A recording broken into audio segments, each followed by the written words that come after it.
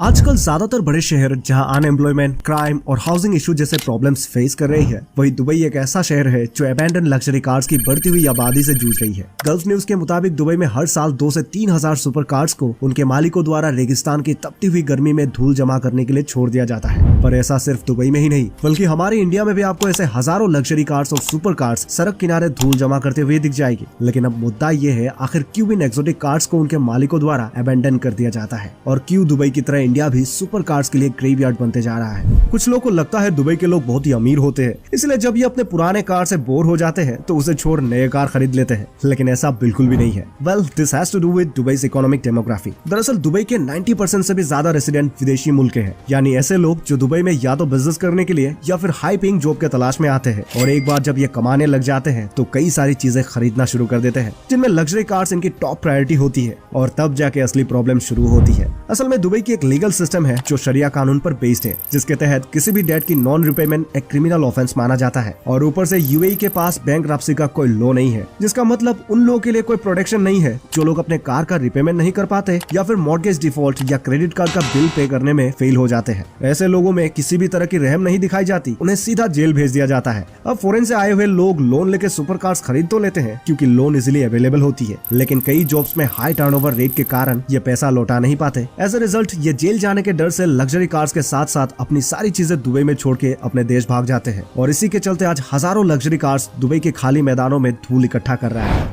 खैर, ये तो दुबई की अबैंडन लग्जरी कार्स की कहानी थी, लेकिन हमारे इंडियन रोड्स में पड़े इन लग्जरी कार्स की कहानी कुछ और ही है, जिसका रीजन अब हम एक एक करके समझेंगे। और इनमें सबसे पहला रीजन है फ्रॉड या क्रिमिनल केस। इस ऑडी R8 V10 की हालत देखिए, जो अपने ओनर की किसी फ्रॉड एक्टिविटी के कारण खुले में सड़ रहा है। पर क्या आप जानते हैं ये कार किसकी है? दरअसल ये कार किसी और की नहीं, बल्कि Indian star cricketer Virat Kohli की है। लेकिन डोंट वरी, विराट कोहली ने कोई स्कैम नहीं किया। दरअसल 2016 में शेगी नाम के इस इंसान ने विराट की ये कार अपनी गर्लफ्रेंड को बर्थडे गिफ्ट देने के लिए 2.5 करोड़ रुपए में खरीदा था। और जैसे ही ये खबर वायरल हुई तो पुलिस ने इसके ऊपर जांच शुरू कर दी। इन्वेस्टिगेशन में पता चला ये इंसान 500 करोड़ की कॉल सेंटर स्कैम में फरार है। फिर पुलिस ने उसे गिरफ्तार करके उसकी ऑडी सीज कर ली, और ये अब महाराष्ट्र की किसी पुलिस स्टेशन के बाहर जंग खा रहा है। और ऐसा ही इस सेकंड जनरेशन BMW Z4 के साथ हुआ है, जिसका ओनर एक ड्रग डीलर था, जिसे पुलिस ने गिरफ्तार की और कार को जब्त करके डंप करके रख दी। इसी तरह चाहे वो 1100 करोड़ के स्कैम करने वाली नीरव मोदी की रोल्स रॉयस घोस्ट और पोर्शे पैनामेरा हो, या किंग ऑफ गुड टाइम कहलाने वाले विजय माल्या की कई स्पोर्ट्स कार, या फिर करोड़ों की स्कैम करने वाली लीना मारियापोल की हेमा रेस 2 और एस्टन मार्टिन विंटेज जैसे 9 लग्जरी कार की फ्लीट हो। जब भी कोई लग्जरी कार के ओनर किसी भी फ्रॉड या क्रिमिनल केस में इन्वॉल्व होता है और वो पुलिस के द्वारा पकड़ा जाता है, तो इनकी लग्जरी कार की हालत ऐसी हो जाती है।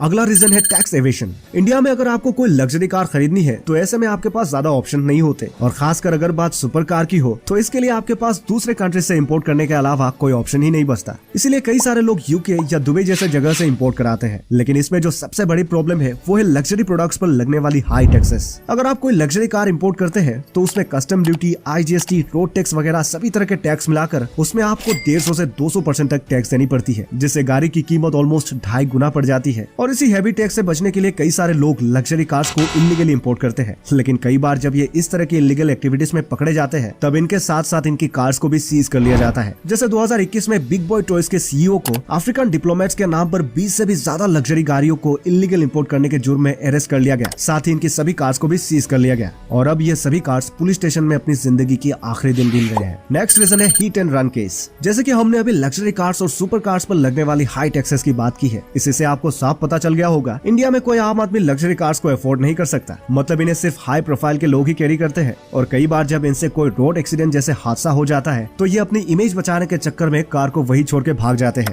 जैसे कि इस लैम्बोर्गिनी मुर्शिएलेगो की हालत देखिए, जिसका पूरा फ्रंटिंग गायब है, टायर नहीं है, बॉडी पैनल डैमेज है। देखने से साफ पता चल रहा है इसका कोई मेजर एक्सीडेंट हुआ है, और एक्सीडेंट करने के बाद इसका ओनर इसे ऐसे ही छोड़ के भाग गया। इस तरह एक्सीडेंट के बाद कार को छोड़ के भागने का एक और रीजन कार की हाई रिपेयरिंग कॉस्ट भी है। एग्जांपल के लिए इस मुर्शिएलेगो को ही ले लीजिए। एक मुर्शिएलेगो की ब्रेक पैड की कीमत ही 1.5 लाख की आती है। अब इसके पूरी तरह से रिपेयर करने के खर्चे में एक नई लैम्बोर्गिनी आ जाएगी, और अगर आपको फिर भी इसे रिपेयर करवाना है तो इसके पार्ट को बाहर से मंगवाना पड़ेगा, जिन्हें इंडिया में आते आते 2 से 3 महीने तक का वक्त लग जाता है। ऐसे में जब एक ओनर इतने सारे झंझट में फंसता है तो ये अपने एक्सोटिक कार को अबैंडन करने में ही भलाई समझता है। और सबसे लास्ट रीजन है कार की चोरी। DNA रिपोर्ट के मुताबिक इंडिया में हर साल ऑन एन एवरेज 1 लाख गाड़ियां चोरी होती है, यानी हर दिन 274 की संख्या में, जिनमें कई सारे लग्जरी कार्स और सुपर कार भी शामिल है। इनफैक्ट हमारे इंडिया के कई चोर तो इतनी प्रोफेशनल और रीच है कि ये ऑडी में के BMW उड़ा के ले जाते हैं। जी हाँ, ये बात नोएडा सेक्टर 17A की है। चोर इन लग्जरी कार को चोरी करने के बाद टोटल डैमेज हो चुके गाड़ियों की इंजन और चेसिस नंबर उन पे चिपका देता है या फिर उसे रिपेंट करके इन्हें रीसेल कर देता है, जिसके पेपर ये पहले से अरेंज करके रखते हैं और उसके बाद ये बैंकॉक में जाके मस्ती करते हैं। लेकिन हर बार इनके प्लान के मुताबिक हो ऐसा तो इम्पोर्टेंट नहीं है, क्योंकि वो कहते हैं ना 100 दिन चोर का 1 दिन शाह का। कई बार पुलिस चोरों को पकड़ के कार्स को रिकवर करने में सक्सेस हो जाती है, लेकिन पुलिस द्वारा रिकवर किए गए कार्स का नसीब इतना अच्छा नहीं होता।